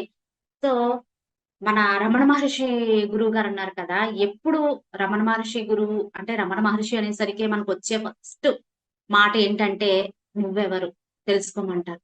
అంటే అంత అద్భుతంగా ఆత్మ గురించి తెలియచేసిన వ్యక్తుల్లో రమణ మహర్షి గురువు గారు. అలాగే మన పితామహ బ్రహ్మర్షి పత్రిజీ గురువు గారు కూడా నేను అంటే శరీరం కాదు ఆత్మ అని అద్భుతంగా తెలియచేసి చెప్పారు కదా. మరి ఆత్మ గురించి అద్భుతమైన స్టోరీ ఎన్నిసార్లు విన్నా చాలా రకాలుగా మనం వినే ఉంటాం. అయినప్పటికీ ఎన్నిసార్లు విన్నా కొన్ని వింటూ ఉన్నా వినాలనిపించేవి కొన్ని ఉంటాయి, తింటూ ఉన్నా తినాలనిపించేవి కొన్ని ఉంటాయి. అంటే తింటాము అయినా తినాలనిపిస్తుంది అప్పుడప్పుడు. సో వింటూ ఉంటాం, వినాలనిపిస్తుంది. అంత అద్భుతమైన ఆత్మ జ్ఞానం అనేది అందులో దాగి ఉంటదన్నమాట. ఇక్కడ ఏంటంటే ఒక అద్భుతమైన స్టోరీ ఏంటి, రాజు గారికి నలుగురు భార్యలు. నలుగురు భార్యలు అంటే ఆ నాలుగో భార్య అంటే రాజుగారికి చాలా చాలా ఇష్టం అన్నమాట. చాలా చాలా ఇష్టం అయితే మూడో భార్య అలాగే రెండో భార్య, వీళ్ళు ముగ్గురిని కూడా చాలా బాగా చూస్తారనమాట. మొదటి భార్యతో అంతంత మాత్రమే, అంత ప్రేమగా ఉండకుండా అలా ఏదో అన్నట్టు ఉంటూ ఉంటాడు. అయితే ఫస్ట్ భార్యకు తను ఏమి కొన్నా, అంటే ఫస్ట్ ఏది కొన్నా, నగలు బట్టలు ఏమి కొన్నా కూడా తన అంత ప్రేమగా చూసుకొని తన ఇష్టమైన భార్యల్లో నాలుగో భార్యకే ఇస్తూ ఉంటాడనమాట. ఏ వస్తువు ఫస్ట్ కొన్నా తనకే ఇవ్వాలి. రెండో భార్యకి ఏంటంటే తను ఎప్పటికప్పుడు తను కూడా చాలా ఇష్టం. రెండో భార్య అన్నా కూడా నాలుగో భార్యతో సమానంగా చాలా అందగత్తె అన్నమాట. తను ఎక్కడికెళ్ళినా ఆహ్, ఆహ్, పేరు అంటే పేరు, పరువు, ప్రతిష్ట కోసం తను చాలా అందంగా ఉంటదని ఎక్కడికి వెళ్ళినా తన్నే తీసుకెళ్తూ ఉంటాడు తనతో పాటు. తనతో పాటు తీసుకెళ్ళి చాలా హ్యాపీగా ఫీల్ అవుతాడనమాట. తనంత అందగత్తె ఎవరు లేదు అని చెప్పేసి తను ఫీల్ అవుతూ తనను బయటకు తీసుకెళ్తూ ఉంటాడు. ఇంకా మూడో భార్య ఉంటది. ఏ విషయమైనా ఇప్పుడు ఫస్ట్ భార్యకు వస్తువులు, నగలు అన్ని ఇస్తూ ఉంటాడు. రెండో భార్యకు తనతో గొప్ప రావాలని, అంటే తను గొప్పగా ఫీల్ అవ్వాలని చెప్పేసి తనంత అందగత్తె ఎవరు లేరని చెప్పేసి దీంతో తను బయటకు తీసుకెళ్తూ ఉంటాడు. మరి మూడో భార్యకి ఏంటంటే అన్ని విషయాలు తనని కనుక్కుంటాడనమాట. అంటే ఎలా అయితే ఒక మంత్రి రాజు దగ్గర మంత్రి ఎలాగైతే ఉండి సహాయం, సలహాలు తీసుకుంటారు కదండి. సూచనలు, సలహాలు ఎలాగైతే తీసుకుంటారో అలాగే మూడో భార్య దగ్గర కూడా అలాంటి సలహాలు తీసుకుంటూ మరి ఉంటూ ఉంటాడు. ఒక రోజు అనుకోకుండా తనకు చాలా చనిపోయే స్థితికి వస్తాడనమాట. చనిపోయే స్థితికి వచ్చినప్పుడు ఏంటి, నేను నలుగురు భార్యను చేసుకున్నాను కదా. సో వెళ్ళిపోయేటప్పుడు ఒంటరిగా వెళ్ళిపోవడం ఎందుకు, నాకు ఇష్టమైన భార్యల్లో ఒకరిని నేను అడుగుతాను, నాకు తోడుగా వస్తారేమో అని చెప్పేసి నాలుగో భార్యని పిలుస్తాడనమాట. పిలిచి మహారాణి, మరి నేను ఇలాగా చాలా దగ్గరలో ఉన్నానని చెప్పారు కదా, చావుకి దగ్గరలో ఉన్నాను, నాకు ఒంటరిగా వెళ్ళడం ఇష్టం లేదు, నువ్వు నాతో తోడుగా వస్తావా అంటే, నేనెందుకు వస్తాను, నేను రాను అని చెప్పేసి నాలుగో భార్య ఖచ్చితంగా చెప్పేస్తుంది. మరి మూడో భార్యని అడుగుతాడు, మరి నువ్వొస్తావా, నేను చాలా ప్రేమని చూపించాను నీతో, నాతో ఎప్పుడు నువ్వు నా వెంటే ఉంటూ ఉండేదానివి, మరి నువ్వైనా వస్తావా అంటే, నేనెందుకు వస్తాను, నువ్వు వెళ్ళిపోయిన తర్వాత నేను ఇంకొకరిని చూసుకుంటాను అని చెప్తాది. ఇంకొకరిని వివాహం చేసుకుంటాను అని చెప్తాది అనమాట. మరి అలాగే మూడో భార్యని రెండో భార్యని అడుగుతారు. అడిగితే నేను నీ నీ తాలూకా పనులు నీకు సలహాలు చెప్పడానికి, నీ తాలూకా పనులు చేయడానికే నేను ఉన్నాను కాబట్టి, నీ యొక్క దహన సంస్కారాలు ఏవైతే సమాధికి సంబంధించిన విషయాలు అన్నీ కూడా నేను దగ్గరుండి చూసుకుంటాను. సో నేను కూడా నీతో రాలేను అని చెప్తదనమాట. అబ్బా! ఇంత ప్రేమ, ఇంత నేనింత ఇన్ని సంవత్సరాలు కూడా వీళ్ళని ఇలా చేసుకున్నాను కదా! వీళ్ళెవరు నాతో రారా? అయితే నా మొదటి భార్య తను అనుకుంటాడు కదా! మొదటి భార్యకి ఎప్పుడు కూడా విలువ ఇవ్వలేదు. తను సరిగ్గా పట్టించుకోను లేదు. సో, వీళ్ళ ముగ్గురిని అడగడం చూసిన మొదటి భార్య నెమ్మదిగా "నేనొస్తాను స్వామి, నేనొస్తాను రాజా మీతోని" అంటది.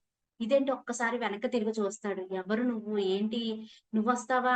నువ్వు నాతో వస్తావా?" అని చాలా ఆశ్చర్యపోతాడనమాట. "అవును రాజా, నేను మీతో వస్తానంటే" అప్పుడు బాధపడతాడు. ఏ రోజు నిన్ను పట్టించుకోలేదే అని. ఆ పట్టించుకోలేనిదే ఆత్మ అండి. అంటే నిత్యము, అనునిత్యము మనతో ఉండేదే ఆత్మ. ఈ మొదటి 3 కూడా ఫస్ట్‌ది శరీరము. అంటే మొదటి రాజు ఏంటి?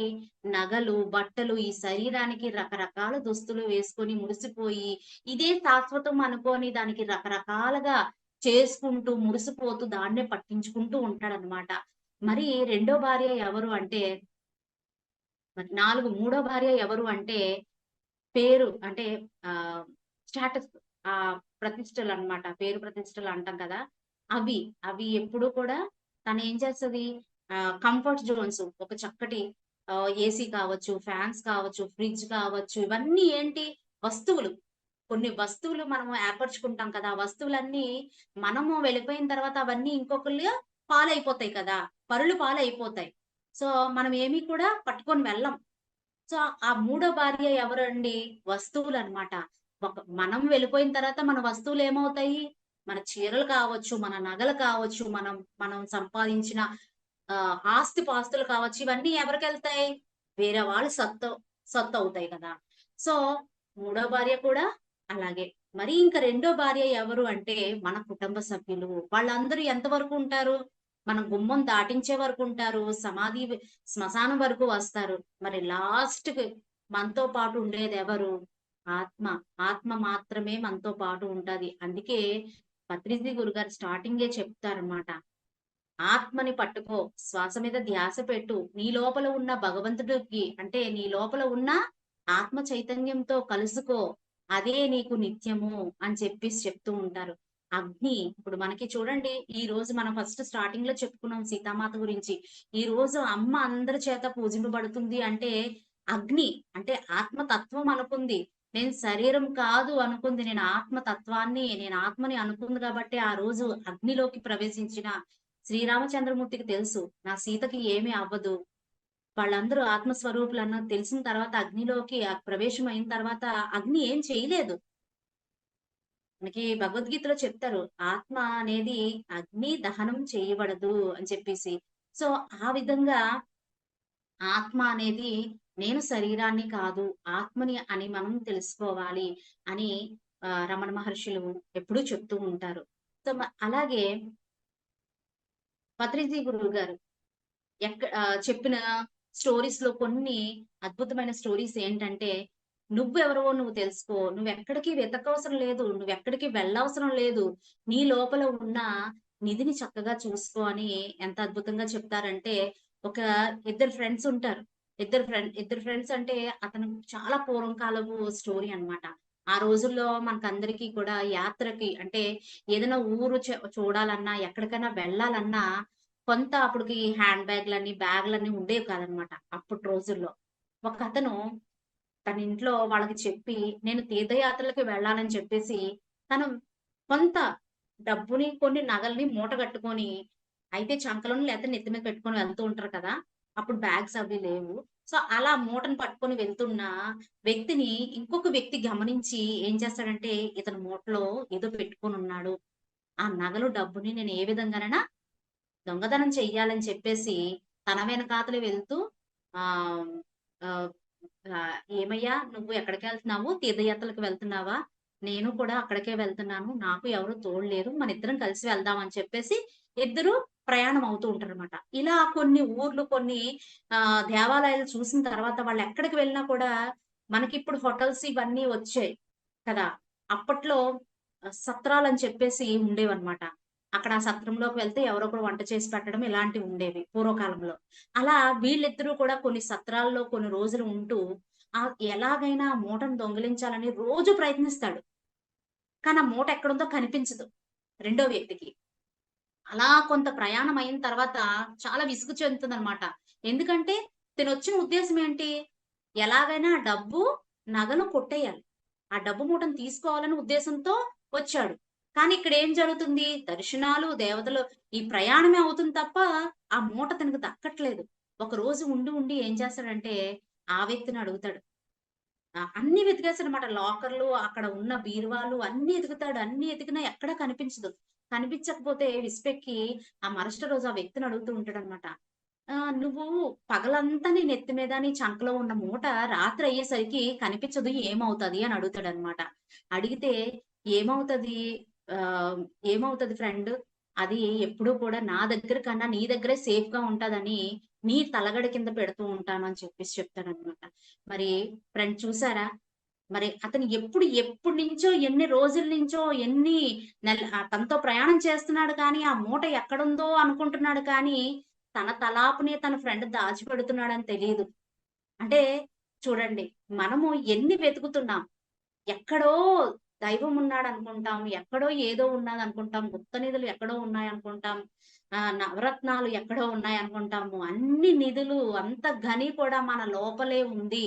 భగవంతుడు ఎక్కడ దాచిపెట్టాడు? ఇలాగే మనం ఎక్కడో ఉందని బయట వెతుకుతున్నాం. భగవంతుడు చెప్తున్నాడు, "బిడ్డా నీ దగ్గర నువ్వు ఎక్కడికి వెళ్ళవలసిన పని లేదు. ఏమి వెతకవసరం లేదు. అనంతమైన నిధి నీ లోపలే దాగి ఉంది. అనంతమైన శక్తి నీ లోపలే దాగి ఉంది. అది నువ్వు ఒక్కసారి వెతికి తీసుకోవాలంటే నీ శ్వాస మీద ధ్యాస పెట్టు. నీ లోపలికి నువ్వు వెళ్ళు. నువ్వెప్పుడైతే నీ లోపలికి నువ్వు వెళ్తావో మాయ అనే పొర తొలగుతుంది. ఆ మాయ అనే పొర తొలగినప్పుడు నీ లోపల ఉన్న గని ఒకటి, ఒకటి, ఒకటి ఎలాగైతే నరులు, రాక్షసులు అంటే దేవతలు, రాక్షసులు సాగర మథనం చేసినప్పుడు ఒక్కొక్కటి ఎలా అయితే బయటపడిందో, నువ్వెప్పుడైతే సాధనకి కూర్చుంటావో, నీ లోపల ఉన్న గని ఏదైతే నిధి ఉందో, ఒక్కొక్కటి, ఒక్కొక్కటి బయటకు వస్తాది. ఆ వచ్చిన దాన్ని, ఆ చైతన్యాన్ని, ఆ శక్తిని నువ్వు చక్కగా విస్తరణ చెయ్యొచ్చని ఎంతో అద్భుతంగా నీ లోపలే ఉంది అని చెప్పేసి ఎక్కడికే వెతుక్కోకని అద్భుతమైన ఈ మోటివేషనల్ స్టోరీ అన్నది మనకి తెలియజేస్తుందనమాట. అలాగే అరిషడ్ వర్గాల్లో మనం ఇందాక చెప్పుకున్నాం. అత్యాస, అలాగే సజ్జన సాంగత్యం ద్వారా గర్వం అనేది అంటే తొలుగుతుంది.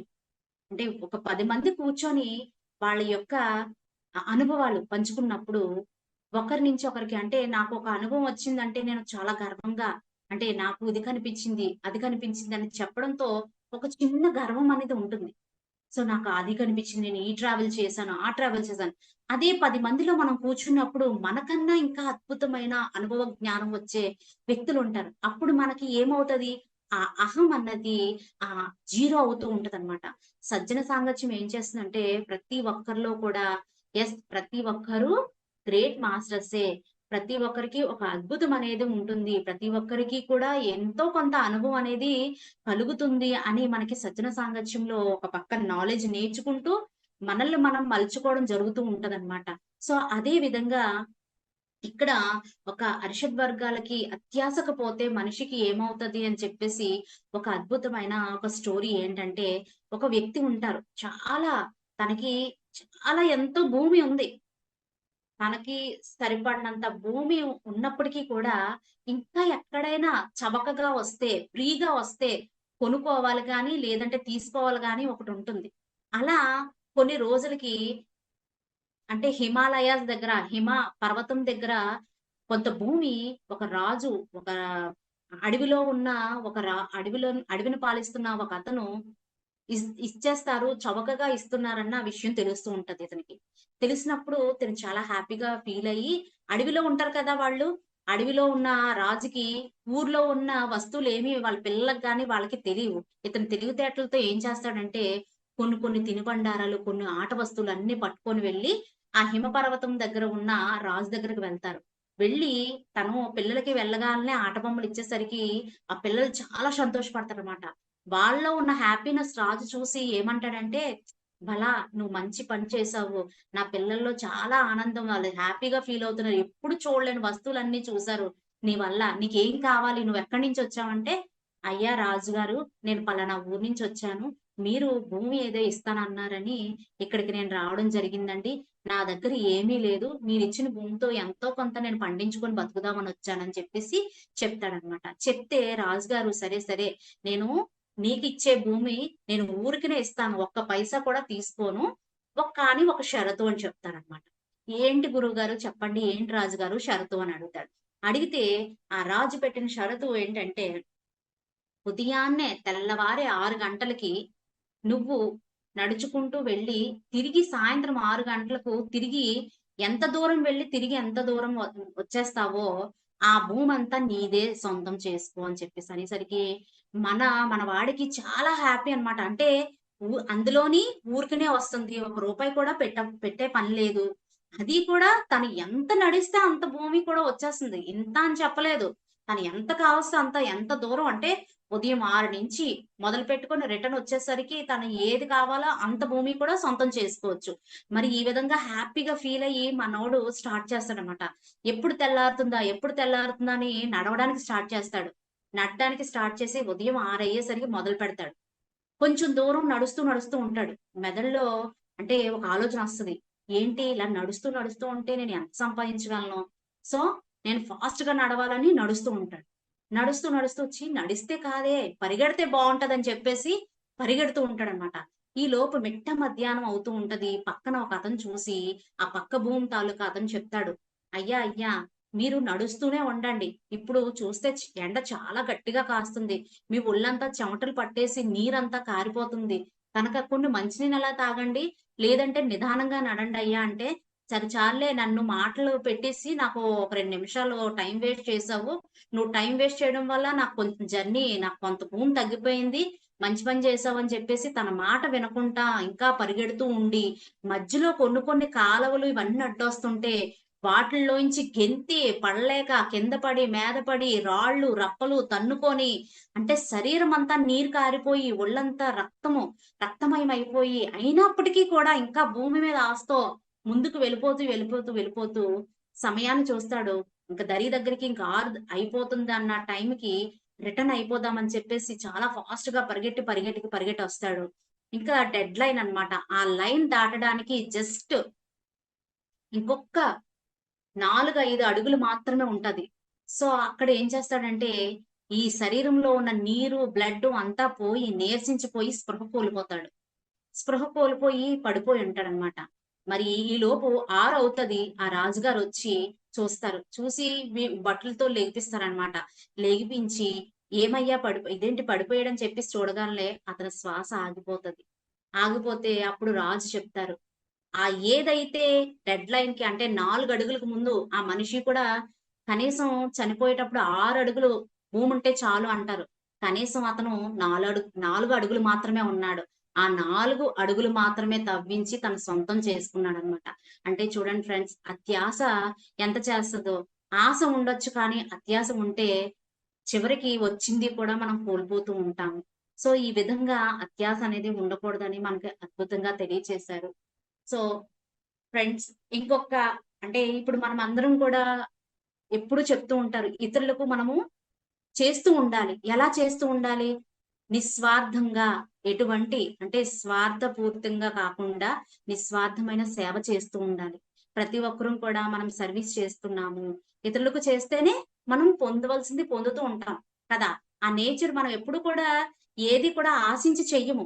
ఆశించకుండానే ఏ అంటే నేచర్‌కి వదిలిపెట్టి మనం పూర్తిగా సరెండర్ అయ్యి, ఈ పలానాది నేర్చుకున్నాము. పలానా అప్పుడు ఈ వర్క్ ఒక టెక్నికల్‌గా కావచ్చు, ఒక సేవ పరంగా క్లాసెస్ చెప్పడం కావచ్చు, కండక్ట్ చేయడం కావచ్చు, పిరమిడ్ కన్‌స్ట్రక్షన్ చేసే దాంట్లో తన్, మన్, ధన్ రూపేణా మనం ఏం చేస్తున్నామో ఆ వర్క్స్ అన్నీ కూడా మనము ఇతరులకు ఎటువంటి ఆహ్, నిస్వార్థంగా అంటే ఎటువంటి సేవాపూర్వకంగా మనం చేస్తూ మన ఆత్మ ఉన్నతికై మనము చేస్తూ ఉన్నాము. మరి అలాంటి దాంట్లో ఇది కూడా ఒక ఈ లాస్ట్ మనకి టైం అవుతుంది కాబట్టి దీన్ని కూడా ఒక చిన్న మోటివేషన్ స్టోరీతో మనం ముగించుకుందాం. సో ఒక బిచ్చగాడు. బిచ్చగాడు రోజు కూడా తను అందరి దగ్గర అడిగి తెచ్చుకుని ఫుడ్ పెట్టుకొని ఒక దగ్గర పెట్టుకున్న ఫుడ్‌లో ఒక ఎలకొచ్చి రోజు కూడా తనే బిచ్చగాడు. ఆ బిచ్చగాడు తింటున్న ఫుడ్‌ని ఎలకొచ్చి కొంత భాగం తినేస్తదనమాట. తినేస్తే ఆ బిచ్చగాడు వచ్చి అడుగుతాడు. నాకే సరిగ్గా ఫుడ్ దొరకదు. నేనే అందరిని అడిగి తెచ్చుకుంటున్నాను. నువ్వెందుకు నా దాంట్లో తీసుకుంటావు? ఆ పెద్ద పెద్ద బిల్డింగులయ్యి ఉన్నాయి కదా! పెద్ద పెద్ద అంతస్తులున్నాయి కదా! అందులోకెళ్ళి తినొచ్చు కదా! నా దగ్గరే ఎందుకు తింటున్నావంటే, ఏమో నాకేం తెలుసు? గౌతమ్ బుద్ధుడినెళ్లి అడుగు అంటది ఆ ఎలక.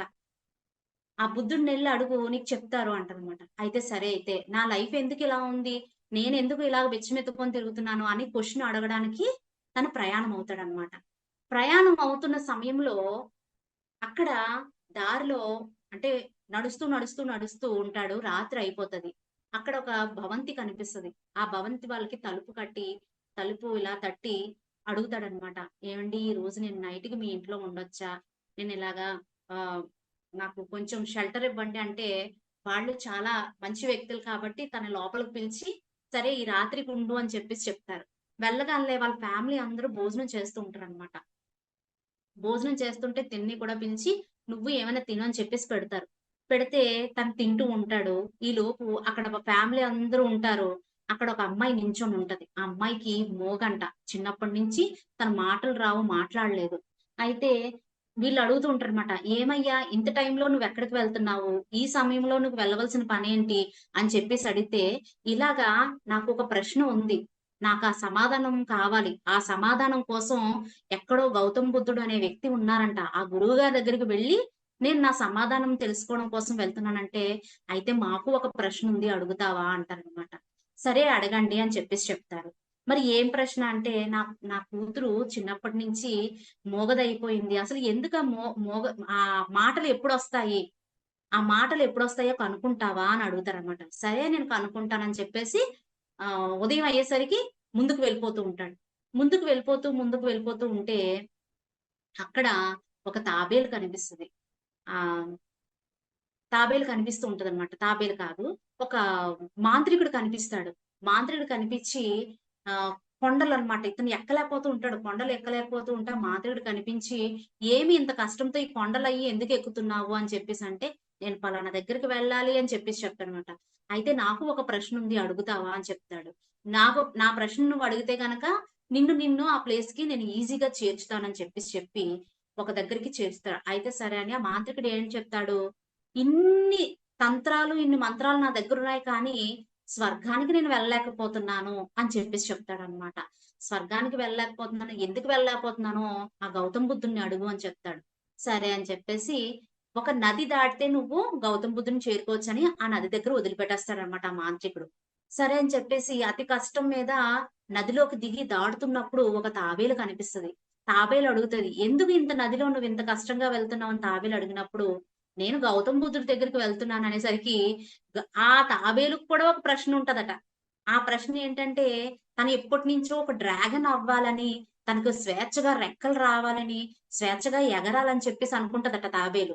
అనుకోని ఈ ప్రశ్న కూడా అడగవా? నేను డ్రాగన్ అవ్వాలి. ఆ ప్రశ్న గౌతమ్ బుద్ధుడిని నేనెప్పుడవుతానని చెప్పేసని అడగవా? అని చెప్పేసి చెప్తది. సరే అని అందరి ప్రశ్నలు కూడా నా ప్రశ్నతో పాటు మీ అందరి ప్రశ్నలు అడుగుతానని గమ్యానికి చేరుకుంటాడు. వెళ్ళగా చక్కగా ఆ గమ్యానికి వెళ్తే గౌతమ్ బుద్ధుడు ఎదురుగుంటా కూర్చుంటాడు. కూర్చుంటే "ఏమయ్యా ఎందుకొచ్చావంటే" అక్కడ బయటన బోర్డ్ చూస్తాడన్నమాట. కేవలం 3 ప్రశ్నలు మాత్రమే అడగాలని. కానీ తనకున్నవి 4 ప్రశ్నలు.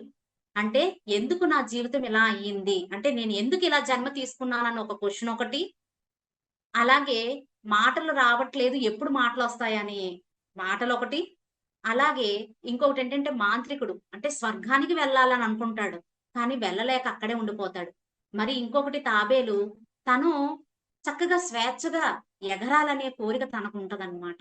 సో, ఈ క్వెషన్స్ అన్నీ ఉంటే తననుకుంటాడు ఇక్కడ 3 చెప్పారు కదా! నేనేం చేయాలని అంటే, నా సంగతి నేను తర్వాత చూసుకుంటాను. ఎందుకంటే వాళ్ళ ముగ్గురు గురించి నేను అడుగుతాను అని చెప్పేసి చూడండి ఇక్కడ ఎంత అద్భుతంగా ఆలోచించాడో. అదే నార్మల్ గా ఉంటే గనక ముందు నా కోరిక నేను అడిగేసి తీర్చుకోవాలి అని అనుకుంటాం. కానీ ఇక్కడ ఆ బిచ్చగాడే అయినప్పటికీ కూడా వాళ్ళ ప్రశ్నలు నేను ముందు అడుగుతానని చెప్పేసి 3 కదా ఉన్నాయని చెప్పేసి ఫస్ట్ అడుగుతాడనమాట. ఏంటడుగుతాడు, ఇలా తాబేలు అడిగిందండి. తాబేలు ఎప్పుడు డ్రాగన్‌గా అవ్వాలంట అంటే, గౌతమ్ బుద్ధుడు చెప్తూ ఉంటారు. డ్రాగను స్వేచ్ఛగా అంటే తాబేలు స్వేచ్ఛగా ఉండాలంటే తన ఆహ్, షెల్ ఉంటది కదండీ! ఆ షెల్‌ని అంటే ఆ కంఫర్ట్ జోన్ ఎప్పుడైతే తనకున్న ఆ కంఫర్ట్ జోన్ వదులుతుందో, అది అప్పుడు స్వేచ్ఛగా ఉండడం మొదలుపెడతాది. తను అన్నీ కూడా కంఫర్ట్స్ కావాలనుకోని ఎప్పుడైతే ఒక వ్యక్తి అంటే ఒక సాధకుడుగా కావచ్చు, ఒక ఇప్పుడు మనం ముందు అనుకున్నాం. మానవుడి నుంచి మాధవుడిగా ఎదగాలంటే ఎన్నో మనం వదులుకుంటూ అంటే అన్నీ స్టాటిక్, డైనమిక్ క్వాలిటీస్ మరి అన్నీ కూడా ఒకరోజు ఒక దగ్గర ఒక ఫ్యాను మనం వెళ్ళే జర్నీలో ఒక ఫ్యాన్ ఉండొచ్చు, ఫ్యాన్ ఉండకపోవచ్చు. ఒక దగ్గర తిట్లు కావచ్చు, ఒక దగ్గర పొగడ్తలు కావచ్చు. ఇవన్నీ కంఫర్ట్ జోన్స్ అన్నమాట. ఎప్పుడైతే ఈ కంఫర్ట్స్ ఇవన్నీ వదులుకుంటూ ఒక సాధకుడిగా మనము ప్రయాణించడం మొదలు పెడతామో, ఒక్కొక్కసారి మనకి టికెట్స్ సీట్ దొరకొచ్చు, సీట్ దొరకకపోవచ్చు. అన్నిట్లో కూడా నిశ్చలంగా, నిర్మలంగా అవి యాక్సెప్ట్ చేస్తూ మనం ముందుకు వెళ్ళిపోతూ ఉంటామో, అప్పుడు మన లోపలికి మనము ఒక స్వేచ్ఛగా, ఒక చక్కటి వ్యక్తిగా మనము తయారవుతాము అని చెప్పేసి, తన షెల్‌ని తన్ను వదలమని చెప్పు అని చెప్పేసి చెప్తాడనమాట. అయితే అలాగేనండి అని చెప్తాడు. మళ్ళీ ఇంకొకటేంటంటే మాంత్రికుడు. మాంత్రికుడు కూడా మంత్రదండం పట్టుకొనుంటాడు. అంటే మనం ఏం చేస్తాము మంత్రదండం ఎప్పుడైతే తను వదులుతాడో, తను స్వర్గానికి వెళ్తాడు. అంటే ఇక్కడే మనం ఈ భూమి మీద మనం ఏం చేస్తూ ఉంటారు? ఇవన్నీ నావే. అంటే చనిపోయేటప్పుడు చనిపోయే స్థితిలో ఉన్నా కూడా కొన్ని కొన్ని ఆత్మలు ఆ ఆత్మని వదలడానికి ఇష్టం లేక, ఆ శరీరాన్ని వదలడానికి ఇష్టం లేక పట్టుకొనుంటాయి. ఇవన్నీ నావే. ఈ బంధాన్ని పట్టుకొనుంటది. ఈ ఆస్తిపాస్తులు, డబ్బు మీద ఇంకా వ్యామోహం తీరక, ఇంకా ఎన్నో తీరక అవన్నీ పట్టుకొనుంటది. పట్టుకొని వీళ్ళు నన్ను అలా చేశారు, వీళ్ళిలా చేశారు. మనం చూస్తూ ఉంటాం. 'ఆ నలుగురు' సినిమా చూస్తూ ఉంటాం. చూసాం కదా! అందులో చూడండి నరకము, స్వర్గము ఎక్కడో లేవు. తన చుట్టూ ఆ బాధలన్నీ వాళ్ళన్నీ నన్నే అన్నారు. నా వల్లే ఇలాగ జరిగింది. వాళ్ళందరూ నన్నే ఇచ్చేశారు. ఆ బాధలు అన్న విషయాన్ని ఎప్పుడైతే తను వదులుతాడో, ఆ బాధలు పొందినప్పుడు తన పక్కన అందరూ ఎవరు కనిపిస్తారు? రాక్షసులు కనిపిస్తారు. ఈ బాధలు ఏమీ లేవు. వీళ్ళందరూ అంటే సంతోషంగా, దుఃఖంతో ఎప్పుడైతే ఉంటాడో పక్కన రాక్షసులుంటారు. సంతోషంతో ఎప్పుడైతే ఉంటారో ఆ రాక్షసులే దేవతలుగా మారతారు. అంటే ఇక్కడ దుఃఖం రాక్షస తత్వానికి చూపించారు. సంతోషాన్ని దేవతల తత్వానికి చూపించారు. ఆ 2 ఎక్కడున్నాయి? దుఃఖము, ఆనందం అనేది ఎక్కడుంది? మన లోపలే ఉంది. సో, ఇక్కడ ఈ విధంగా మాంత్రికుడు ఎప్పుడైతే ఆ మంత్రదండాన్ని, ఆ శక్తుల్ని అన్నిటిని కూడా ఇవి కాదు శాశ్వతం అని అనుకోని తను ఎప్పుడైతే అక్కడ వదిలిపెడతాడో, చక్కగా స్వర్గానికి వెళ్తాడని చెప్పేసి బుద్ధుడు ఆ విషయంగా మంత్రదండాన్ని వదిలిపెట్టమను ఈజీగా ఎళ్ళిపోతాడని చెప్పేసి గౌతమ బుద్ధుడు చెప్తాడు. చెప్పిన తర్వాత ఓకే. 2 ప్రశ్నలయిపోయాయి. ఇంక మరి మాటలు రాని అమ్మాయి ఉంది కదండీ! మరి వాళ్ళకేం చెప్పమంటారు అంటే, తన లైఫ్ పార్ట్‌నర్ ఎప్పుడైతే కనిపిస్తాడో ఆ అమ్మాయికి మాటలొస్తాయి అని చెప్తాడు. చెప్పిన తర్వాత ఇంక 3 ప్రశ్నలయిపోయాయి కదా! ఈ సమాధానాలు చెప్పేస్తాను. ఇంక నా మట్టికేమైంది, నేను హ్యాపీగా ఇంటికెళ్ళిపోతానులే. ఆళ్ళకైనా హెల్ప్ చేసిన వాడి కింద అవుతానని చెప్పేసి వస్తూ ఉంటే, దారిలో తాబేలు కనిపించి, "ఏ అడిగావా నా గురించి" అడిగితే, "ఆ! అడిగాను. నువ్వు నీ నీ ఏదైతే ఉందో నీ షెల్ ఏదైతే ఉందో దాన్ని వదిలిపెట్టమని చెప్పారంటే, అవునా! ఇప్పటి వరకు నాకు తెలీదు అని చెప్పేసి నేను అదంతా వదిలేస్తానని చెప్పేసి, ఆ కంఫర్ట్ జోన్ ఏదైతే ఉందో సాధారణమైన స్థితిలోకొచ్చిన తర్వాత తను బయటకొచ్చిన తర్వాత చక్కగా డ్రాగన్ అయిపోయి ఎగిరిపోతూ తను అప్పటి వరకు నదిలో ఉంది కదా! ఎన్నో ముత్యాలు పోగు చేసుకుంది. ఆ నదిలో ఉన్న ముత్యాలన్నీ కూడా తన చేతిలో ఏసి ఇవన్నీ నీకే నువ్వు పట్టుకొని ఎళ్ళిపో అని ఆ బిచ్చగాడికి ఇచ్చేస్తది. ఇచ్చేస్తే ఆ ముత్యాలన్నీ బ్యాగ్‌లో పెట్టుకుంటాడు. పెట్టుకొని మళ్ళీ ముందుకెళ్ళిన తర్వాత ఆ మంత్రగాడు కనిపిస్తాడు కదా! "ఏమడిగావు? ఏం చెప్పారు గౌతమ బుద్ధుడు" అంటే, "నిన్ను ఈ మంత్రదండం వదిలేయమన్నారు. ఎప్పుడైతే నువ్వు ఈ మంత్రదండం వదిలేస్తావో నువ్వు స్వర్గానికి వెళ్ళిపోతావట" అనేసరికి అయితే ఈ మంత్రదండంతో నాకేం పని లేదు. అయితే ఇది నువ్వే తీసుకో అనేసరికి, ఆ శక్తులన్నీ ఈ బిచ్చగాడికొచ్చేస్తాయి. ఆ శక్తులన్నీ వచ్చేసరికి తను ఒక అద్భుతమైన ఒక రాజులాగా తన రూపం అంతా మారిపోయి బిచ్చగాడి రూపం అంతా పోయి ఒక యవ్వనంగా ఉండే హ్యాండ్సమ్ వ్యక్తిగా మారిపోతాడన్నమాట. చాలా అందమైన ఒక రాజు కుమారుడిలా మారిపోతాడు. మారిపోగల ఆ మంత్రదండము, ఈ ముత్యాలు ఇవన్నీ పట్టుకొని ఆ మాటలు రాని ఆ పెద్ద భవంతిలో ఉన్న అమ్మాయి దగ్గరికెళ్తాడు. వెళ్ళిన తర్వాత వాళ్ళ ఫ్యామిలీ మెంబర్స్ అంటారనమాట. మరి గౌతమ్ బుద్ధుడు ఏమన్నాడంటే, ఆ లోపల నుంచి వచ్చిన పాప గత వారంలో వచ్చిన అబ్బాయి ఇతనేనా అని అడుగుతదనమాట. అప్పటి వరకు మాటలు రాలేని అమ్మాయి, ఈ అబ్బాయేనా లాస్ట్ వీక్ వచ్చాడు అని చెప్పేసి అంటదనమాట.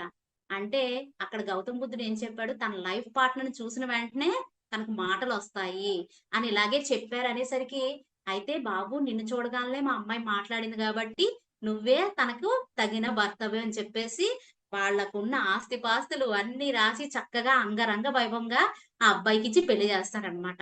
ఇక్కడ చూడండి తన కోసం తను కాకుండా ఇతరుల కోసం తను చేశారు. అంటే మనం ఎప్పుడైతే మన కోసం కాకుండా మనం కోసం ఆలోచించుకుంటే ఇతరుల కోసం మనం ఎప్పుడైతే ఏమి ఆశించకుండా మనం చేస్తూ ఉంటామో నేచర్ అనేది ఆటోమేటిక్‌గా ఎలాగైతే ఈ బిచ్చగాడికి ముత్యాలు కావచ్చు, శక్తి కావచ్చు, కంఫర్ట్స్ కావచ్చు అన్నీ ఎలాగైతే పొందుపరిచిందో అలాగే మన లైఫ్‌లో కూడా అనుకోకుండా అన్నీ కూడా ధ్యానం సకల భోగకారిణి ఎలాగైతే అవుతుందో, అవన్నీ బహుమతులుగా మనకి ఆ నేచర్ అనేది ఇస్తుంది. ఆ మాస్టర్స్ అనేవారు ఇస్తూ ఉంటారు. సో, నాకింత అద్భుతమైన అవకాశం ఇచ్చిన పిఎంసి డిజిటల్ మాస్టర్స్‌కి, అలాగే అనిత మేడంకి, ఇంకా టీమ్ మెంబర్స్ అందరికీ గూడా thank you so much madam. Thank you ma'am. Thank you. చక్కగా కథలతో ఎంతో అద్భుతంగా జ్ఞానాన్ని ఇచ్చారు. మానవుడి నుంచి మాధవుడిగా వెళ్ళటానికి అరిషడ్ వర్గాలు ఎలా అడ్డుపడుతున్నాయి అనేసి మొదలుపెట్టి, ఇంత కథల ద్వారా, సేవ ద్వారా ఉన్నత స్థితికి ఎలా వెళ్తాము. మన కోసమే మనం చూసుకుంటే అది స్వార్థం అవుతుంది. ముగ్గురికి ఉపయోగపడేలాగా చేసేసరికి తన దగ్గరికి అన్నీ వచ్చినాయి. కాబట్టి చాలా అద్భుతంగా ఉందండి. చాలా చాలా థ్యాంక్ యూ సో మచ్.